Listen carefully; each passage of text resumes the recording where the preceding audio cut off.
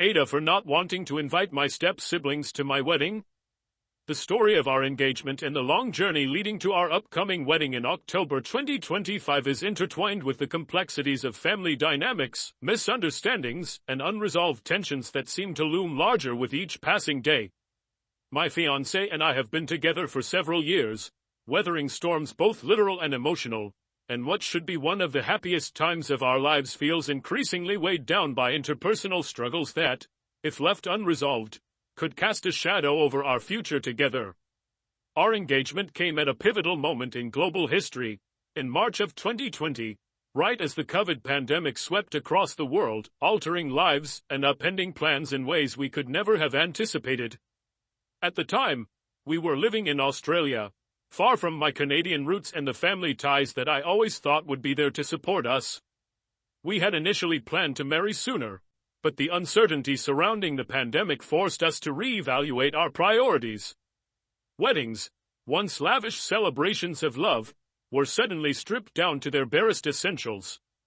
Borders were closed, flights were grounded, and even the simplest of gatherings became fraught with complications.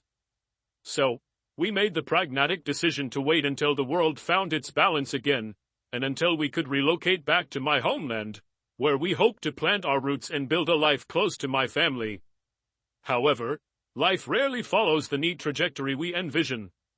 The longer engagement, initially seen as a sensible choice given the circumstances, slowly became a source of unease, an extended period during which the cracks in our family relationships began to show. My mother had remarried in 2019, bringing a new dynamic into our lives. With her marriage came a stepfather and 5 step-siblings, a blended family that, in theory, should have offered an expanded support network. In reality, it has been anything but that. During our 5 years in Australia, we were largely absent from the formative stages of my mother's new marriage and the subsequent merging of 2 families. While she was busy building this new chapter of her life, we were half a world away, focused on our careers, relationship, and adapting to life in a foreign country. By the time we returned to Canada, the bonds between my mother, her husband, and his children were well established, leaving us outsiders in what should have been a welcoming circle. The first few family gatherings after our return were eye-opening, to say the least.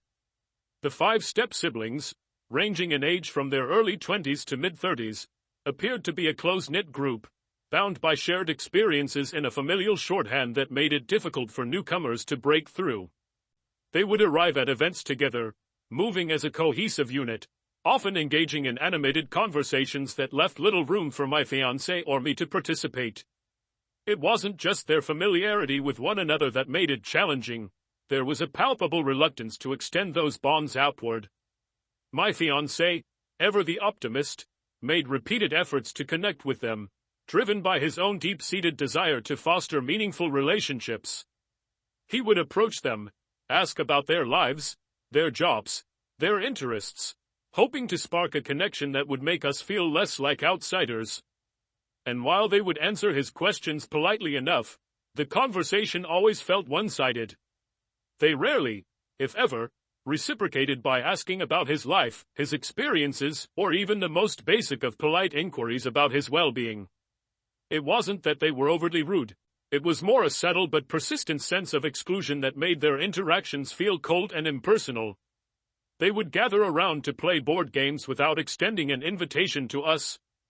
They would huddle together in the living room, sharing jokes, laughing uproariously at anecdotes we weren't privy to, and continue their discussions with an intensity that made it clear they were perfectly content within their own bubble.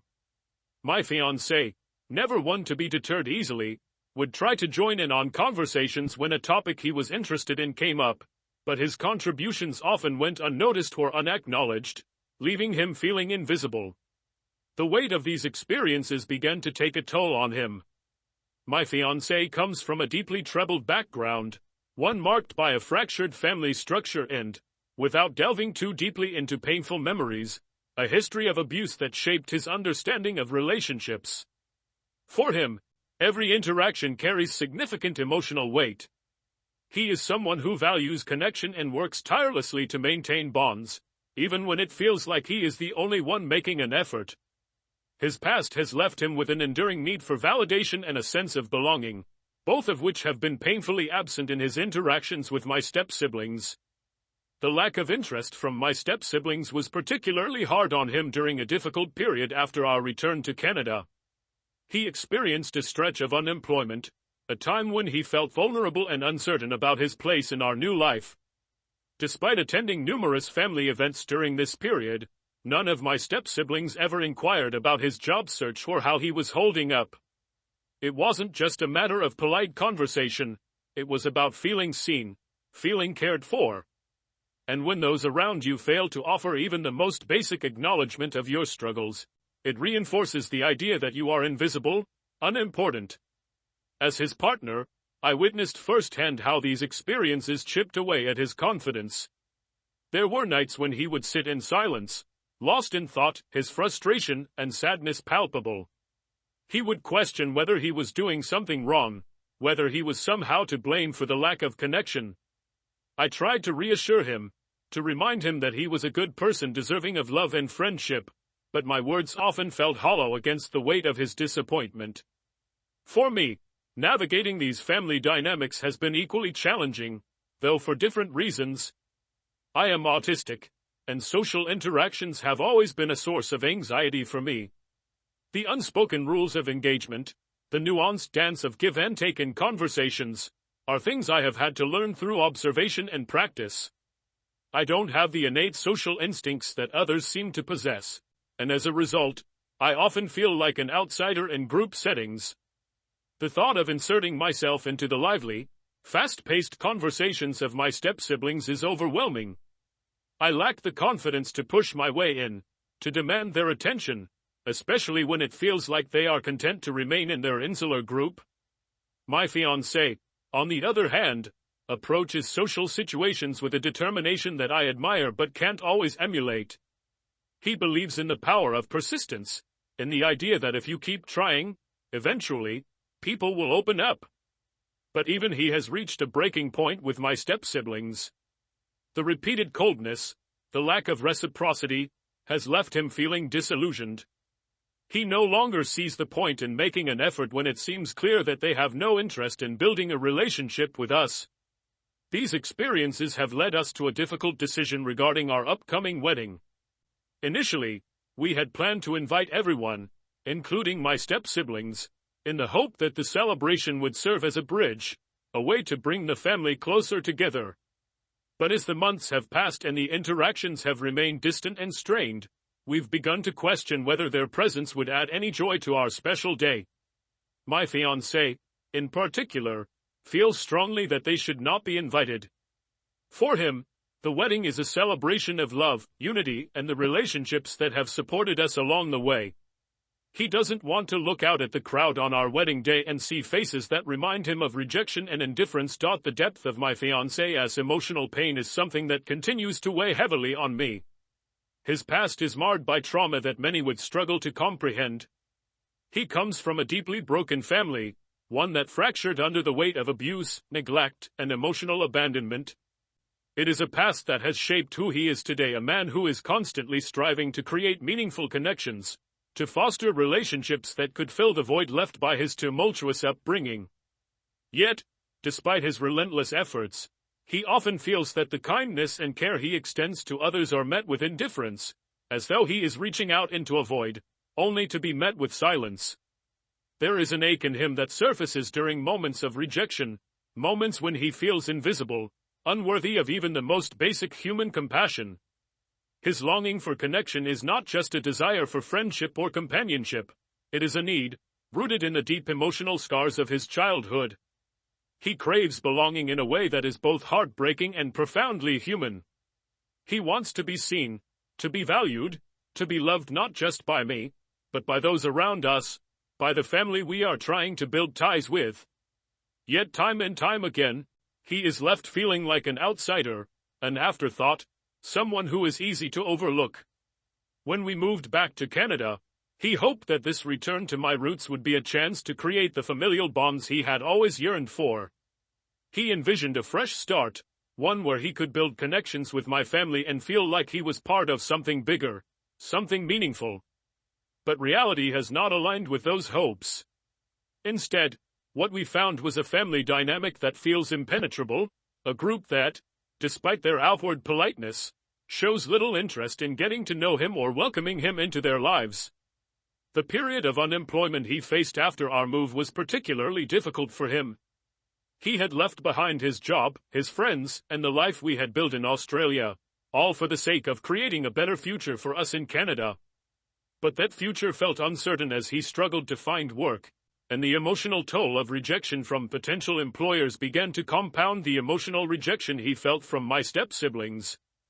He wasn't just dealing with the practical stress of being unemployed, he was grappling with a deeper sense of failure, of not being good enough. He felt lost, unmoored, and in desperate need of support. But that support never came from my step-siblings. Not once did they ask him how he was doing, whether he needed help, or even offer a simple word of encouragement. The silence from them was deafening. It reinforced his belief that no one truly cared about him, that he was, once again, alone in his struggles. For someone who has spent his life trying to forge connections, to build bridges, this lack of reciprocity was a crushing blow. It wasn't just about them not asking about his job search, it was about what that omission represented. It symbolized, to him, a fundamental lack of care, a lack of recognition of his humanity. As his partner, watching him go through this was painful. I saw the toll it took on his mental health, the way it eroded his self-esteem and left him feeling isolated. And while I tried to be there for him, to remind him of his worth and his resilience, I knew that my words could only do so much. He needed more than just my support. He needed to feel that he mattered to others, that he was valued beyond our relationship. And that validation was something my step-siblings never gave him. For my part, I found it equally challenging to navigate these family dynamics. Being autistic, I have always struggled with social interactions. Large gatherings in unfamiliar groups are particularly overwhelming for me. The social cues that come naturally to others often feel like an intricate dance that I haven't learned the steps to. In situations where the social dynamics are already established, I find it incredibly difficult to insert myself. I am not the type of person who can effortlessly integrate into a tight-knit group, especially one that shows little interest in including me. So when we attend family events and find ourselves on the periphery, it only amplifies my anxiety and discomfort. My fiancé, despite his own struggles, has always been the more outgoing one between us. He makes the effort to ask questions, to engage in conversations, to find common ground. But even his efforts have been met with lukewarm responses, leaving us both feeling like outsiders in my own family. It's a lonely feeling, being surrounded by people who are supposed to be your family and yet feeling like you don't belong. When we began planning our wedding, we were faced with a difficult decision regarding who to invite. Initially, we had planned to invite everyone, including my step-siblings, out of a sense of obligation and in the hope that the wedding might serve as a way to bring the family closer together. But as the months went on, and as the interactions with my step-siblings remained distant and strained, we started to question whether their presence would add any joy to our special day. My fiancé, in particular, began to express strong feelings about not wanting them there. For him, our wedding is a celebration of love, unity, and the relationships that have supported us along the way. He doesn't want to look out at the crowd on our wedding day and see faces that remind him of rejection and indifference. I struggled with this decision. On one hand, I understood my fiancé's perspective and wanted to support him. I saw how deeply he felt the hurt and exclusion from my step-siblings, and I didn't want to add to his emotional burden by insisting they be invited. On the other hand, I was acutely aware of the potential consequences of not inviting them. My mother had remarried into this family, and her husband and stepchildren were now an integral part of her life. Excluding them from our wedding could create a rift that would be difficult to repair. I didn't want to cause tension or hurt feelings within the family, but I also didn't want my fiancé to feel uncomfortable or unvalued on our special day. Eventually, we made the decision not to invite my step-siblings. It wasn't a decision we came to lightly, and it was one that caused me significant anxiety. I knew my mother would be upset, and I dreaded the conversation we would need to have with her. When I finally told her, she seemed to take it in stride at first. She listened as I explained our reasoning, how we felt that my step-siblings had put no effort into building a relationship with us, and how we didn't feel comfortable having them at our wedding as a result. I thought she understood. But a few weeks later, she came back to me with a request that we reconsider. She offered to cover the additional cost of their food and beverages, framing it as a gesture of goodwill. It was a kind offer, but it didn't address the core issue. The problem wasn't about the cost. It was about the lack of connection and the emotional toll their exclusion had taken on my fiancé. I reiterated to my mother that our decision wasn't based on finances but on how we felt. I explained that we didn't feel comfortable around them and that we believed they hadn't put any care or effort into getting to know us. At this point, my fiancé had become quite adamant about not wanting them there. For him, it was a matter of principle. He had made countless efforts to connect with them, only to be met with indifference. Inviting them to our wedding felt, to him, like conceding to a relationship dynamic that left him feeling invisible and unimportant. He wanted our wedding day to be a safe space, a celebration filled with people who loved and supported us unconditionally. And the truth was, my step-siblings had never shown us that kind of support. For me, the decision was more nuanced.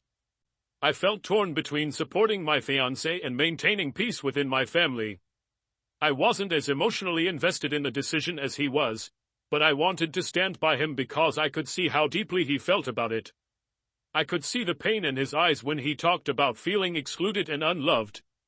And as his partner, it was my responsibility to protect him from further hurt. When I told my mother every hurtful moment, every ignored attempt at connection, and the emotional toll it had taken on my fiancé, I expected her to understand. After all, she knew how sensitive he was, how deeply he felt things, and how hard he had worked to build relationships with my step-siblings, despite their indifference. I laid it all out, hoping she would see the situation from our perspective and recognize that our decision to exclude them from the wedding wasn't about malice or spite, but about self-preservation. I thought she would understand that it wasn't just about keeping peace on our wedding day, but about protecting my fiancé from further emotional harm.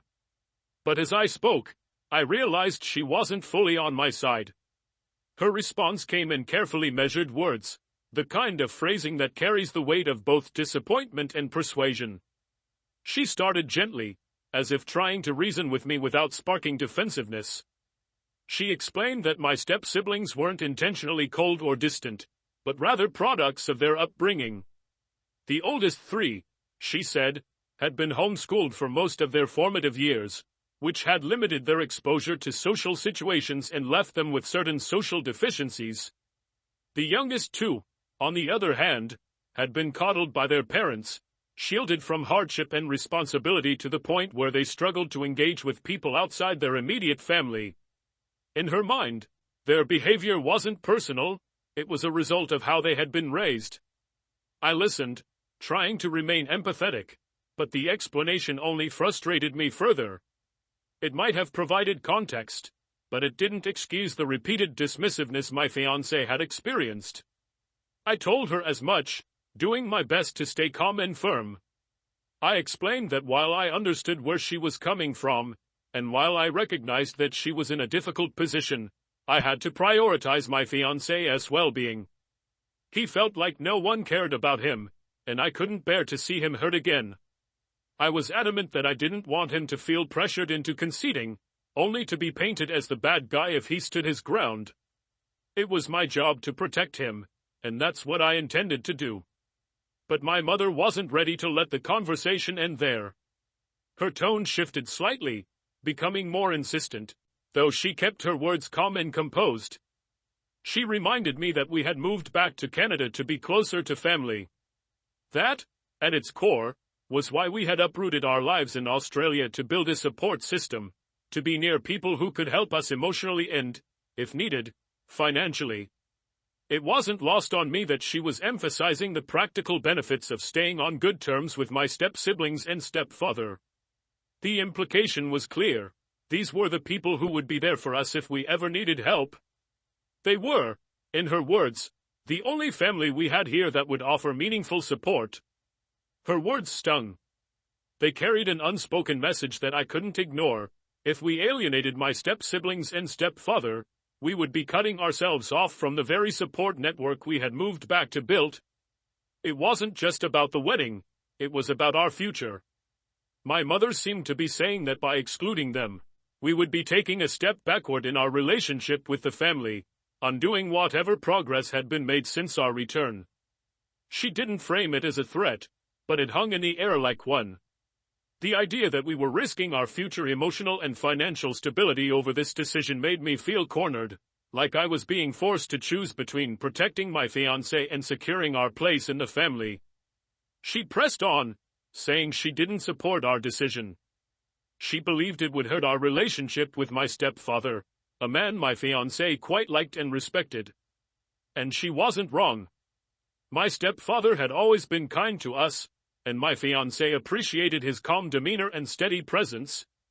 They weren't particularly close, but there was mutual respect there. I knew that excluding his children from our wedding would hurt him deeply. He would see it as a rejection of his family, a dismissal of the bonds he had worked to create since marrying my mother. My mother warned that our decision would be seen as a step backward, not forward, in building those bonds. And once again, I found myself questioning whether we were making the right choice. Then came the part of the conversation that felt the most manipulative, even if it wasn't intended that way. My mother said that if we insisted on going through with this decision, we would need to speak to my stepfather directly. She made it clear that she wouldn't be the one to break the news to him. We would have to sit down with him and explain our reasoning ourselves, allowing him to ask us questions directly. On the surface, it seemed like a reasonable request. After all, he deserved to hear it from us if we were going to exclude his children from such an important event. But the way she framed it made it feel like a test, a challenge to see if we had the courage to stand by our decision in the face of his inevitable hurt and disappointment. It wasn't lost on me that, earlier in our discussions, my mother had repeatedly assured me that she would handle the conversation with her husband. She had said she would explain things to him, that she would soften the blow and help him understand our perspective. But now, she was backtracking, putting the responsibility squarely on our shoulders. It felt like a shift in tactics, a way to make us second-guess our decision by forcing us to confront the emotional fallout directly. I couldn't shake the feeling that she was hoping we would reconsider, that the prospect of facing my stepfather's disappointment would be enough to make us change our minds. The thought of that conversation filled me with dread. My stepfather was a kind man, but I knew how much his children meant to him. Telling him that we didn't want them at our wedding would hurt him deeply, and I wasn't sure how we would explain it in a way that didn't make us look like the villains. No matter how carefully we framed our reasoning, it would come across as a rejection of his family, a declaration that we didn't like or accept his children. And while that wasn't entirely true, it was how it would be perceived. As my mother spoke, I could feel my anxiety rising. I knew my fiancé would be furious when I told him about this conversation. He would see it as further evidence that my family didn't respect our boundaries or our right to make decisions about our own wedding. His view was simple: it was our day, and we had the right to invite or exclude whomever we wanted. He didn't believe we owed anyone an explanation, least of all my step-siblings, who had shown no interest in building a relationship with us. But I couldn't help thinking about the long-term consequences. This wasn't just about one day, it was about the future of our relationship with my family. And I was terrified that we were about to set something in motion that couldn't be undone. I tried to keep my voice steady as I responded to my mother. I told her that I understood her concerns and that I didn't want to hurt anyone, least of all my stepfather. But I also reminded her that my fiancé's feelings mattered too. He had spent his entire life feeling like he wasn't good enough, like no one cared about him. I couldn't, in good conscience, force him to endure more rejection just to keep the peace. I told her that I was scared of the fallout, scared of the confrontation, scared of the damage it would do to our family dynamic. But I was also scared of what it would do to my fiancé if I asked him to compromise on something that mattered so deeply to him. My mother sighed, and I could hear the tension in her voice. She wasn't angry, not exactly. But she was disappointed. She was trying to protect her husband, just as I was trying to protect my fiancé. We were both caught in a difficult situation, each trying to shield the people we loved from hurt. But the truth was, there was no way to avoid it. Someone was going to be hurt, no matter what we decided. As we ended the conversation, I felt a knot of anxiety settle in my chest. The decision had been made, but the consequences were only just beginning to unfold. And I knew that the hardest conversations were still to come. As I reflected on the conversation with my mother, I couldn't shake the feeling that this entire situation was spiraling out of control. What should have been a joyous time, filled with excitement and anticipation for our wedding, had become a source of anxiety and dread. The tension in my chest felt unbearable, like a weight pressing down on me, and I couldn't see a way to resolve the issue without someone getting hurt. My mother was angry, that much was clear. And while she hadn't raised her voice or explicitly stated her frustration, her disappointment was evident in the way she spoke, the subtle shifts in her tone, the way she emphasized certain words, the pauses that hung heavily in the air. She was trying to protect her husband, just as I was trying to protect my fiancé, and in doing so, we had both found ourselves at odds. I understood her position. She had built a life with my stepfather, and his happiness mattered deeply to her. She saw this wedding as a test of our family bonds, a chance to solidify relationships and move forward as a united front. Excluding my step-siblings from the guest list would be a significant blow to that vision. It would hurt my stepfather, possibly irreparably, and it would send a message to my step-siblings that we didn't consider them part of our lives. My mother wasn't wrong in pointing out that this decision would have long-term consequences for our family dynamic. It would create a rift that might never fully heal, and once that damage was done, it would be difficult to repair. And yet, I couldn't ignore the fact that my fiancé's feelings mattered just as much. He had been through so much already, a childhood filled with trauma and neglect, a lifetime of feeling invisible and unimportant. He had spent years trying to foster connections with people who rarely reciprocated, and the rejection from my step-siblings had only added to that deep-seated pain. Every time they ignored him, every time they excluded him from a conversation or activity, it reinforced the belief that he didn't matter, that he wasn't worth the effort. How could I, in good conscience, ask him to welcome those same people into our wedding day, a day that was supposed to be about celebrating love, connection, and the relationships that had supported us? The truth was, he had reached his breaking point. He was tired of trying, tired of putting himself out there only to be met with indifference. His stance on the matter was clear: it was our day, and we had the right to invite the people who made us feel loved and supported. He didn't want to spend our wedding day looking out at a crowd of people who had made him feel invisible.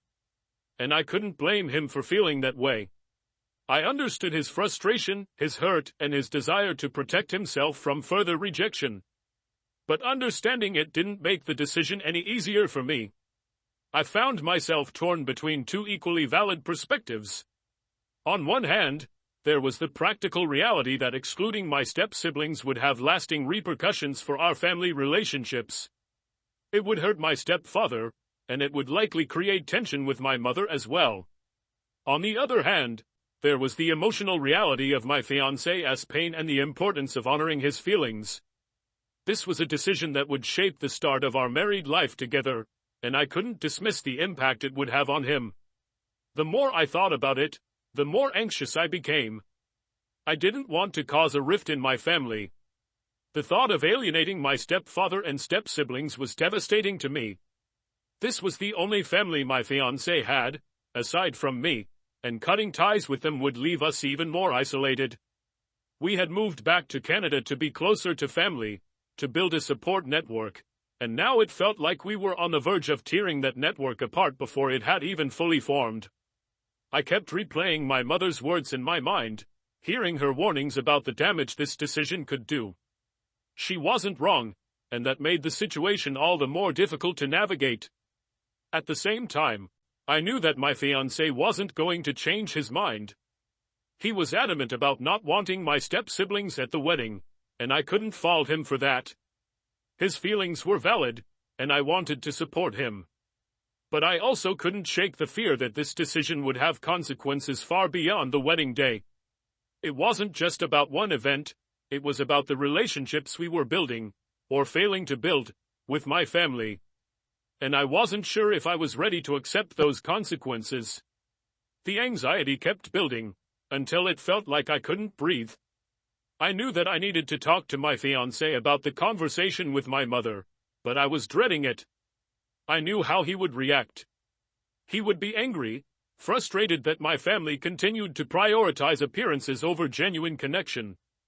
He would feel like we were being pressured to accommodate people who had shown us little kindness or interest. And he would feel hurt that my mother wasn't fully supporting us in our decision. I kept thinking about his words, "It's our day. Don't worry about what anyone else thinks." On some level, I agreed with him. This was supposed to be a celebration of our love and commitment, and we should have the right to shape that day in a way that felt meaningful to us. But on another level, I couldn't ignore the reality of the situation. Weddings aren't just about the couple, they're about families coming together, about creating new bonds and strengthening existing ones.